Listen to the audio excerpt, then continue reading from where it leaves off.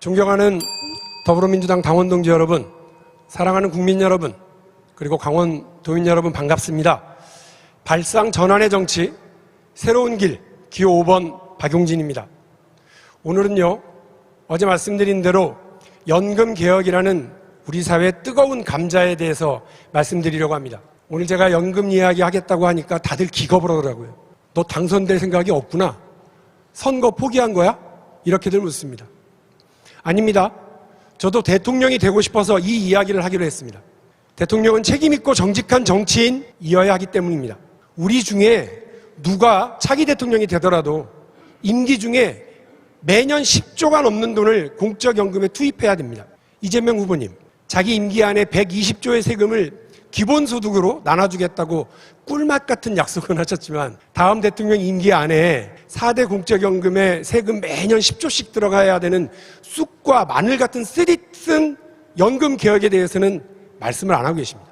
연금개혁을 하지 못하면 장기적으로 수십조의 세금이 더 들어갑니다. 2050년에는 공무원연금 17조 2천억 원, 군인연금 4조 2천억 원, 사학연금 2조 5천억 원 수준으로 적자 규모가 늘어난다고 합니다. 30년 뒤 이야기라고 손 놓고 계실 겁니까? 게다가 국민연금은 2057년에 고갈이 예상됩니다. 지금 우리 청년들 국민연금은 붙는데 돌려받지 못할까 봐 불안해하고 있습니다. 대통령 임기는 5년, 국회의원 임기는 4년이니까 그거 뭐 나중 일이라고 생각하고 모르쇠들 하실 수 있습니까? 저는 그래서는 안 된다고 생각합니다. 저는 하겠습니다. 박용진은 오늘의 문제를 외면하지 않겠습니다. 제가 하겠습니다. 박용진은 내일에 예고된 파탄을 손 놓고 구경하지 않겠습니다. 누군가 해야 할 일, 누군가가 짊어져야 할 일입니다. 그 누군가가 바로 대통령입니다. 두렵지만 그 자리에 박용진이 서겠습니다. 책임있고 정직한 정치인, 대한민국 대통령이 되겠습니다. 대통령으로 꿀맛 같은 영광과 박수만 누리고 짊어지고 견뎌야 할 쓰디쓴 책임을 외면한다면 그런 사람은 대통령 자격이 없습니다. 박용진은 할 말은 하고 할 일은 해왔습니다. 유치원 3법 때도, 재벌개혁에 앞장설 때도, 삼성 총수 일가의 불법과 반칙, 특혜에 맞설 때도 할 말은 하고 할 일은 분명히 했습니다. 정치적 손익 따지지 않았습니다. 대통령이 되어서도 그렇게 하겠습니다.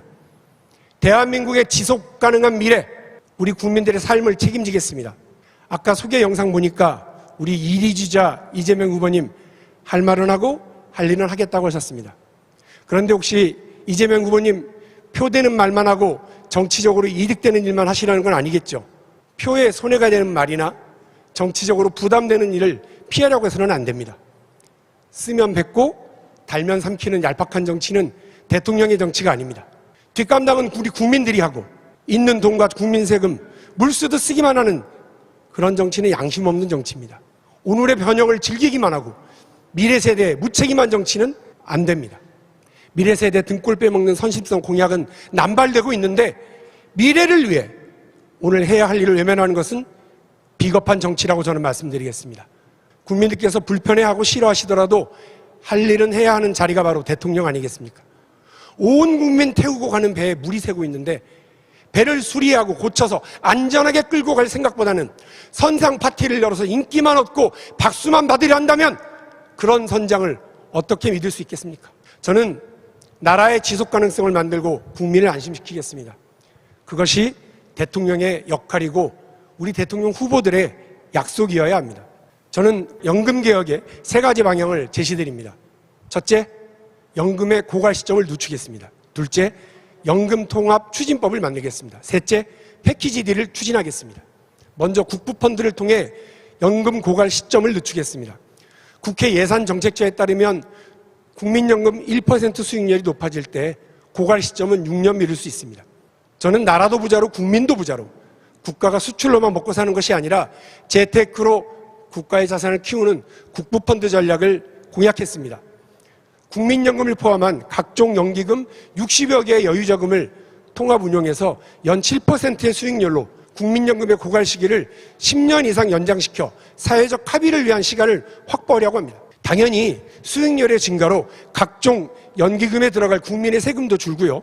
재정은 더 탄탄해질 거라고 생각합니다. 둘째, 연금통합추진법을 제정해서 정치적 합의와 사회적 합의의 로드맵을 만들겠습니다. 대통령의 임기는 겨우 5년이지요. 그러나 그 5년 동안 내린 결정과 사업은 대한민국의 수십 년을 좌우합니다. 김대중 정부가 시작한 초고속 인터넷 고속도로 덕분에 오늘날 우리가 정보와 강국의 지위를 누리고 있잖아요. 김대중 정부가 도입을 결정한 최신의 국산 전투기 개발 사업이 문재인 정부의 KF-21 보라매로 결실을 맺고 있습니다. 연금개혁의 방향과 단계를 정하고 사회적 합의의 절차와 방향을 담은 연금통합추진법을 개정해서 미래를 위한 연금개혁의 국민적 의지를 분명히 하겠습니다.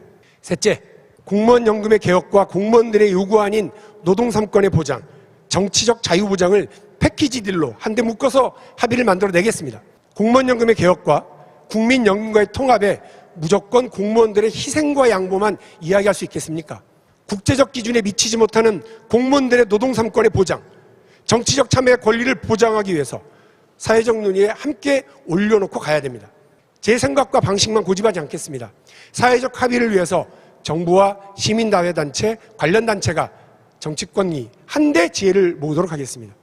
연금개혁을 하려면 지금의 기성세대인 이른바 586 세대의 양보와 헌신이 필요합니다.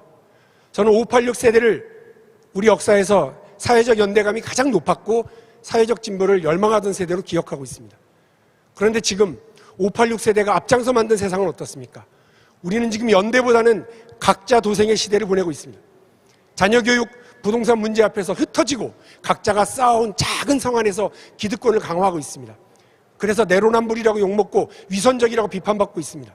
586 세대들이 민주화를 부르짖고 고도성장에 희망을 갖고 사회 진출을 시작하던 그 나이 또래의 우리 청년들은 현재 정규직과 비정규직 사이, 비정규직과 실업의 사이를 오고 가면서 불안정한 생활을 하고 있습니다.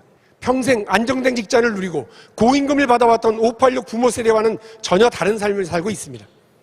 이런 청년 세대들이 586 부모 세대들의 연금 적자를 보존하기 위해서 자기 소득의 상당 부분을 부담해야 하는 것은 공정하지 못합니다.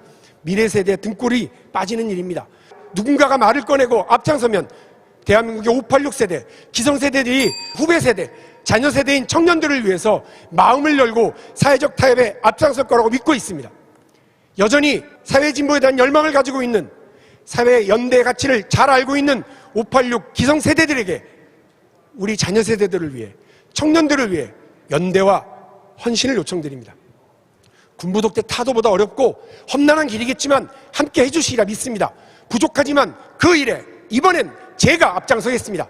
욕먹고 손해봐도 앞장서겠습니다. 박용진은 민주당의 세대교체, 대한민국의 시대교체를 만들어가는 유능한 진보의 길, 미래를 준비하는 대통령이 되겠습니다. 민주당의 박용진은 다음이 아니라 지금입니다. 민주당의 미래, 대한민국의 미래에 힘을 보태주십시오. 박용진을 선택해 주십시오. 여러분 힘을 모아주십시오. 끝까지 최선을 다하겠습니다. 고맙습니다.